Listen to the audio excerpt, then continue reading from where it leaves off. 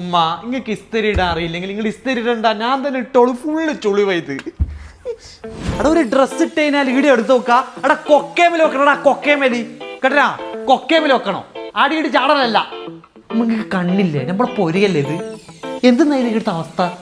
Full പൊടിയാകുമ്പോ നോക്കിട്ട് അടിച്ചു പോരാ. നമ്മളെല്ലാം നിൽക്കണ്ടല്ലേ, വെറുതെ അസുഖം തുമ്മലെല്ലാം വരുന്നേ. ശ്രദ്ധിക്ക് കേട്ടാ. എടാ കിടക്കുമ്പോ മര്യാദ കിടക്കണം കേട്ടിനാ. ഒരു ചുളി പോലും പാടില്ല ബെഡില്. എന്തെന്നാ ഇതില്ല കോലോ? മിറ്റോ പോലും മിറ്റോ.